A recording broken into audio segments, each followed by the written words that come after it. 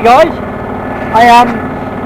just a short video. I'm quite pleased with myself because after I had the boat out on the handstand, I changed the oil and then I changed the diesel filter.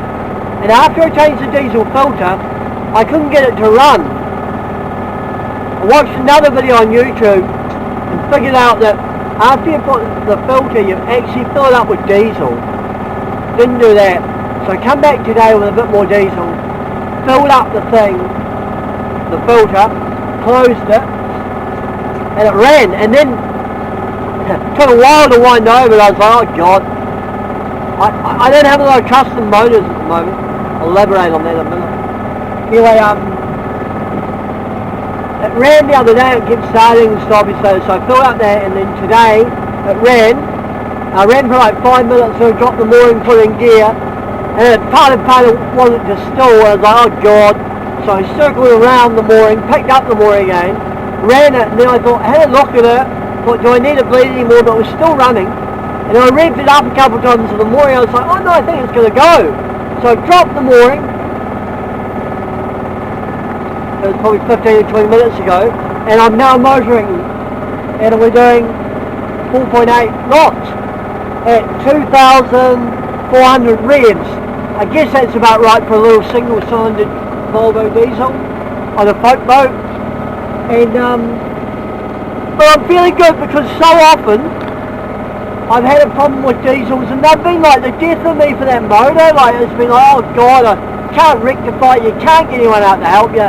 You don't know what the hell you're doing. I don't. And so it ends up being a shit show. I think I've got it. I've got the diesel full. I've got the new filters. I've got the oil change. It sounds real good. This might be a victory. Of course, it could all go to shit at any moment. And that's always my feeling with motors. I don't know how people can have a motorboat. These guys over here, lovely big boat. Green too, lovely colour. But what happens if their motor shits out? You know, like I really like sailing. You've got the sails up, you can pull back on the motor. Motors are great to pull back on as your primary source of motivation. I don't know how people cope with it. I just be too hard on my nerves. Because invariably I've had so many problems. To be fair, I've had a lot of boats with problems. So there you go.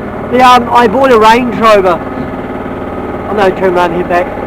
I bought a Range Rover, a P38. You can almost hear my friend Tom in England saying I told you so. Because I remember I was in the UK 10 years ago. They were having an argument about how much better Land Cruisers were than Range Rovers. But I like Range Rovers and Land Rovers, even now. But I bought this P38 in Hamilton. So we live an hour and a half north of Auckland. Hamilton's an hour and a half south. And I was driving home. The damn thing blew up just on the way home. And I thought, yeah, that'd be right. But I managed to limp home, and it kind of ran for another week, kind of, but not really well. And the mechanics looked at it and said, yeah. And we're going 3.9 now, so we must have a bit of tidal movement the other way. Anyway, and there's the wake from that green boat. But anyway, the Range Rover was a total loss, which was a bit of a knock actually. And a lovely old guy bought it off. I mean, I don't think he knew. And the mechanic said that he'd probably been running it around the town for a while, and then when I ran it on the open road for an hour or two, the problem reared its head. It was all carboned up inside, and boom. It didn't actually go boom, but it did a week later. Now it's totally ruined. It's a real bummer actually. So I had to buy another car, which I didn't particularly like. Well, I didn't like paying for. But anyway, feel good about today. This is a bit of a boost, which I probably needed. Feeling good about this. Oh, the other thing I want to tell you, or myself, because really I'm talking to myself. Well, I'm not how other people watch this.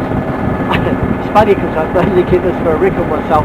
Other people watching it's just great, but that's why I haven't really put a lot of time in not looking at it. Anyway, hey, just have a look around.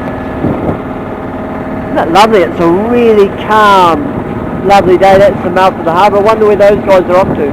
They come past me in their play stringy before. Now it's play stringy, one of those 10 grand stringy jobs. Worth like twice as much as this boat. Anyway, I've decided that I'm going to take the boat to Mangawhai. So I live at Mangawhai Heads, hour north of here, and I'm really sick of the drive here. With the family, I get like, oh, I got the morning, so I race down. I get like half an hour on the boat with on the end, I have to turn and go home. That's enough already. So I've rented a mooring in Mangawhai Harbour. I've been there and done this before, and maybe it won't last, but try it again. And life, isn't it? Ship fails, you try again. Fails again, you keep trying, and one day you can't try anymore. That's a very pessimistic.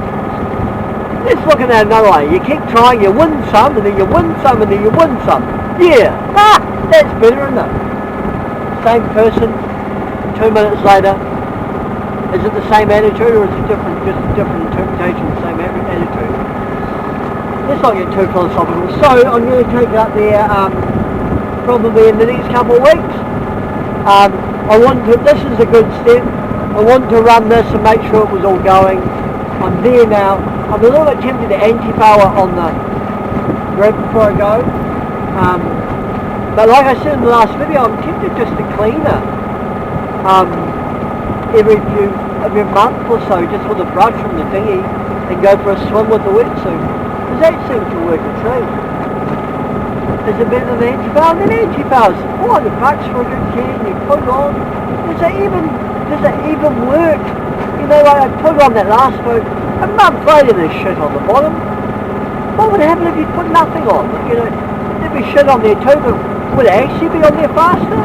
I know, you hear the voices saying, oh no, blah blah blah. Well, I don't know, are they anymore? The voices, or is it true? I don't know. Anyway, hey, I don't mean to talk you to death, I usually do. This is the world, ain't too bad. Scott's Landing there, going to motor back up to that mooring, and then have some lunch on the boat. Got this really nice risotto, going to heat that up. Got the mess stove working, so that's really cool. Everything's starting to come together with this boat, feeling really good. Might be the boat they end up keeping for a while, wouldn't that be cool? Anyway, oh, one other thing. Funny, when I started this, I know I've got nothing to say. One other thing, I'm planning some footy summer trips. I think I'm going to do the triangle up the Great Barrier, down the Coromandel, over to Waiheke, back up to Mangawhai. How cool would that be? I think I'm going to do that. Or if the world conspires to make it happen, or if I can do it. We've got to conspire as well. Anyway, we'll see. Hopefully the next trip, hopefully the next video, is me sailing to Mangawhai. It's a lovely coastal trip. You go out from Kawau Bay, out into the ocean, because it really is an ocean passage, and then up the coast. It's beautiful sailing, open water. If the wind's right from the southwest, it can just be absolute magic. Hopefully I get to share that with you next time. Hey, have a good day guys. Bye bye.